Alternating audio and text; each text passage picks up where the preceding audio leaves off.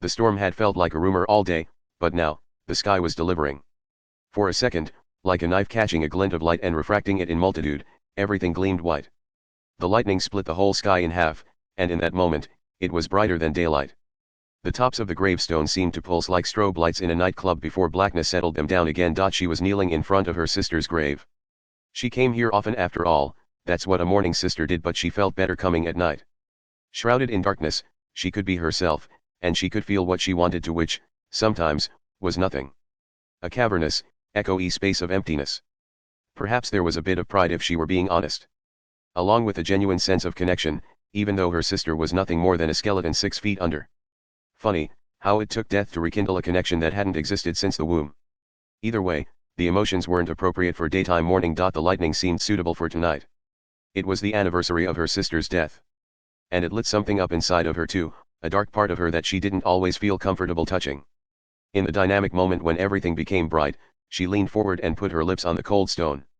She was certain that whatever plane of existence her sister lived on in, her head was exploding at this artificial expression of tenderness. It wasn't totally artificial.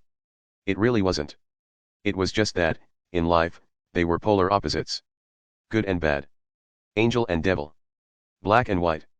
They were identical, but no one would ever mistake one for the other. And yet, the thought that had hung out in her mind for the past year said otherwise.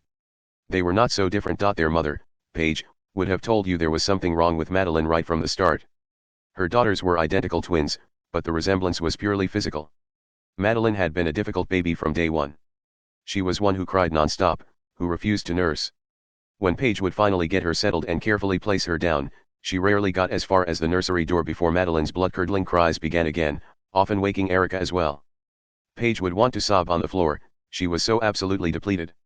Madeline was an infant who made Paige understand why shaken baby syndrome was a thing. As a toddler, Paige would tell you that Madeline fine-tuned her mean streak.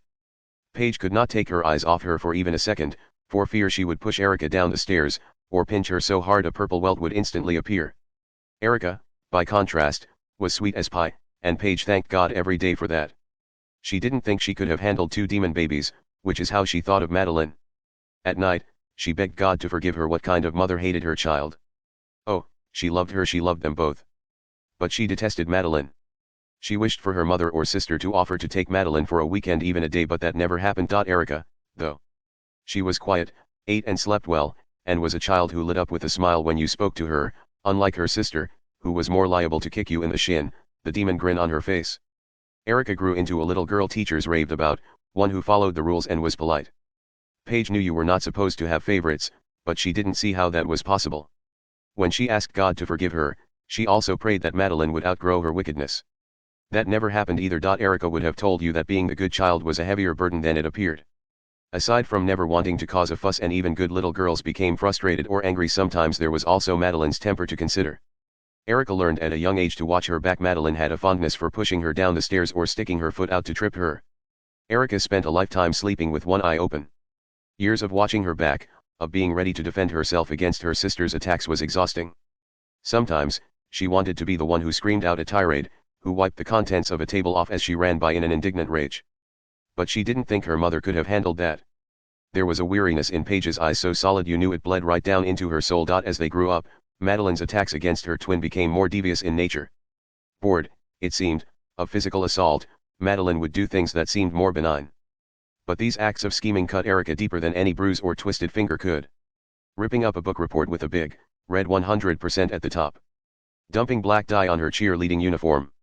Erica learned quickly that it was easier to keep her head down and privately tell their mother that she had aced the math test. It was easier just to not run for student council president, to give up cheerleading. Erica locked her bedroom door at night. The truth was, Madeline terrified her. And Madeline would have told you her parents played favorites from the start, so why not star in the role she was cast?